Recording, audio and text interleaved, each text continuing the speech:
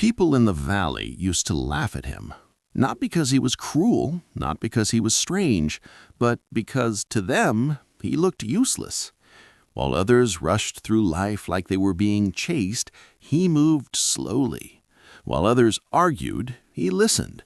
While others fought the world, he seemed to let the world pass through him. His name was Shen, and the villagers called him the man who did nothing.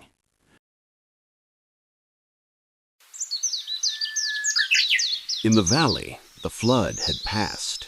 The fire had been starved, and the warlord's horses had turned away from an open gate, as if the road itself had teeth. The villagers rebuilt what they could.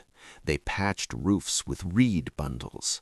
They replanted rice in mud that still smelled like smoke. But stories travel faster than water. They slip under doors. They ride on merchant tongues. They reach places that have never seen your face and still decide your fate. One morning, the valley woke to a different kind of sound. Not thunder, not bells, horns. Low, polished horns that sounded like a command. A royal convoy appeared on the road, silent lines of soldiers in lacquered armor, banners stitched with gold thread, wheels wrapped to soften their rumble. The villagers poured into the street. Mothers pulled children close. Men grabbed farming tools and held them like weapons. Han's face was bright with fear and something else that looked like hunger. Wei stood near the gate, watching the soldiers like a man watching a storm choose a house. At the front of the convoy, a carriage of dark wood stopped. Its door opened. A man stepped down in clean silk robes, so clean they looked unreal in the valley dust. He held a scroll case with both hands, as if it weighed more than a sword. He did not look at the villagers. He looked past them. He looked for the man. Shen, the envoy said.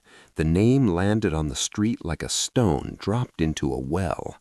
Shen walked forward calmly, as if he had been called for tea.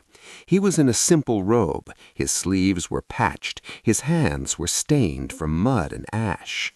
The envoy unrolled the decree. The silk crackled softly. By order of the emperor, it read, Shen of the Valley is summoned to the capital to serve as Grand Strategist of the Empire. A position with land, with servants, with protection, with a seal that could move armies like fingers move chess pieces. The villagers stared. Han's mouth opened slowly, like he was tasting the words. Grand Strategist. He turned to Shen and whispered, shaking with excitement. Do you understand what this means? Wei saw it in Han's eyes immediately. This wasn't relief. It was greed dressed up as gratitude. Han stepped forward, bowing too fast, smiling too wide. This is an honor beyond our station, Han said, voice trembling. Master Shen will accept, of course. He will serve His Majesty with loyalty. Shen lifted one hand, not to refuse, not to accept, just to stop the noise. The envoy's gaze sharpened. Do you accept? He asked. The village held its breath, because everyone understood the trap, even if no one said it out loud. If Shen accepted, he would become a servant to war, a mind used to break bodies, a tool dressed in silk. If Shen refused, he would insult the emperor, and in the empire, insult had only one cure. Han leaned close again, voice urgent. Say yes, and we are safe forever. You will lift us out of mud. We will have walls, guards, grain. Say yes.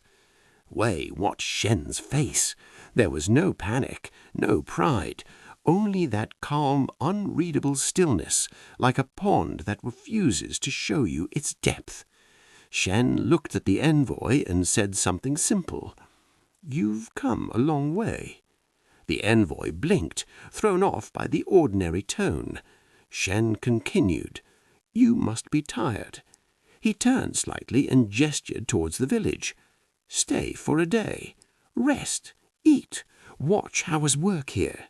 Hans stiffened. Wei felt his stomach tighten. A day! The Emperor's envoy does not come to watch a day. The envoy hesitated. Then he nodded once. "Very well, one day." The convoy remained at the edge of the village, like a dark shadow. That afternoon, Shen did not gather the villagers to give a speech. He did not demonstrate secret strategy. He did not sit under a pine tree and speak in riddles. He walked to a muddy field where an ox cart had sunk deep. The cart was old. The wheels were heavy. The mud clung to wood like a hungry mouth.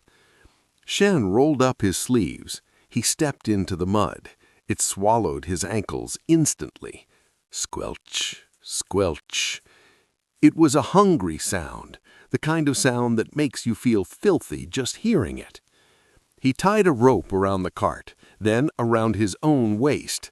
Han stared, confused. "We should bring men," Han whispered. "We should show strength. We should show—" Shen began to pull. His feet slipped. Mud splashed up his shins. The rope cut into his robe. He leaned forward and dragged. The cart creaked, then stopped. Shen pulled again, and the mud held him like a jealous lover. Squelch, squelch. He fell to one knee. Mud smeared across his cheek, and he laughed. Not bitterly, not with anger. He laughed like someone watching a child learn to walk. Then he started singing, a nonsense song, but the words were sharp if you listened. The bird with gold feathers gets eaten first. The fat pig sleeps on the plate. The shiny bell invites the knife. He laughed as he sang. The envoy did not. The villagers exchanged looks. The royal soldiers looked at one another as if the valley had suddenly become sick. Wei's heart started to beat faster because he saw what Shen was doing. He wasn't acting stupid. He was becoming unworthy of importance. The envoy watched for a long time. His clean silk sleeves never touched the air too close to the mud. He finally spoke, voice low, almost irritated. "This is your work?" Shen turned and smiled gently. "Yes," he said. "Some days the cart moves, some days it doesn't." Han couldn't take it any more. He stepped forward, face tense, trying to rescue Shen's reputation. "Honored envoy," Han said quickly, "Master Shen's true talent is strategy. He stopped the flood. He starved the fire.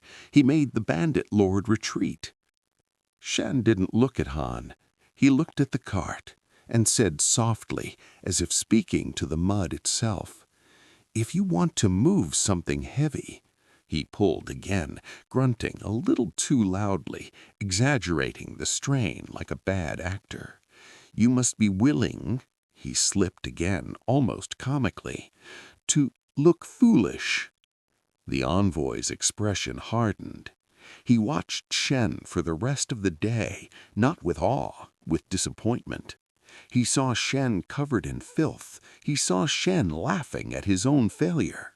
He saw Shen talking to an ox like it was his friend.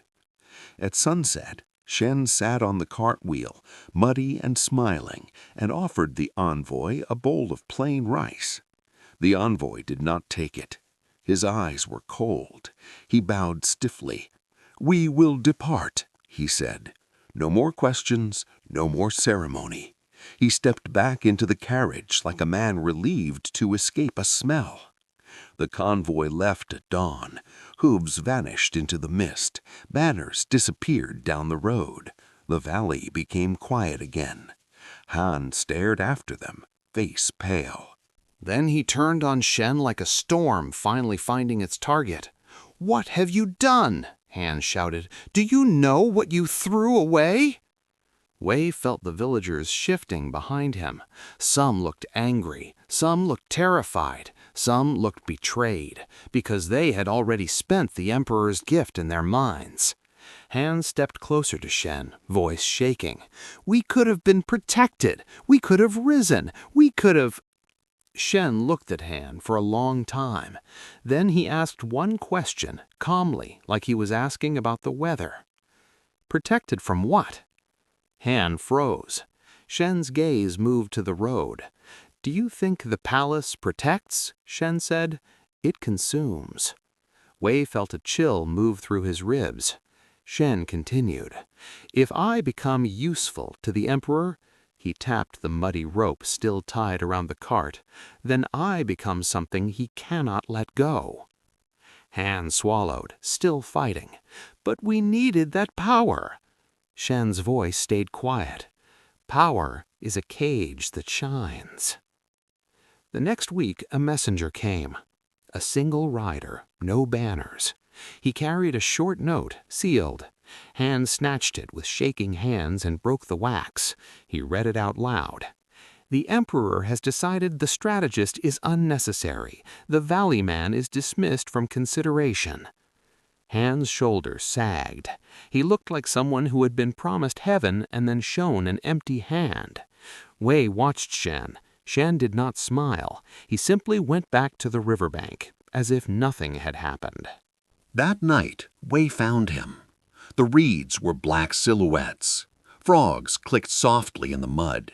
A thin moon hung behind cloud like a dull coin.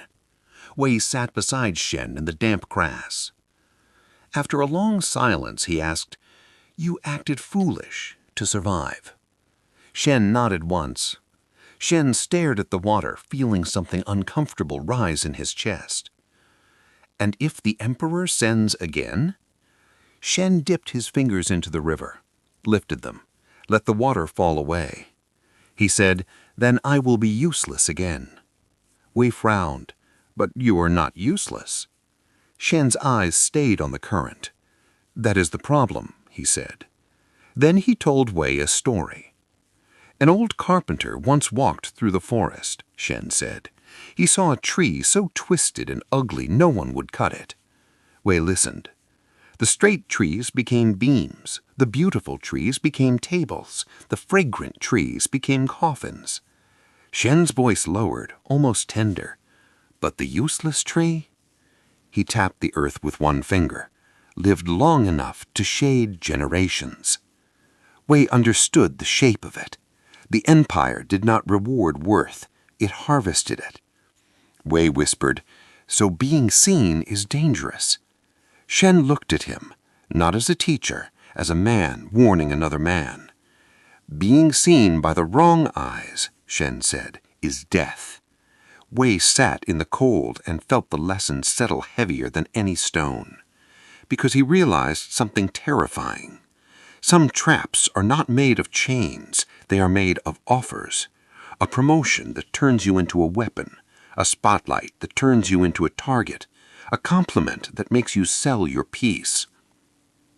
Wei asked softly, "So what is Wu Wei here?" Shen watched a leaf float past a rock, pause, then slip around it without tearing. He said, "Wu Wei is not always doing, it is sometimes disappearing." Wei swallowed. "Disappearing?" Shen nodded. "When a hunter comes, you do not argue with his bow," he said. "You step out of the line of the arrow." Wei looked down at his hands. He thought of all the times he had begged to be chosen, all the times he had tried to look important, and he felt something almost like shame. Shen's voice softened, but it was still iron. "Most people think their problem is weakness. No, their problem is that they keep making themselves valuable to monsters. They polish their own chains." We stared at the river, and the river did not answer. It simply moved. Shen added one last line, quiet enough that it felt like it came from the water itself.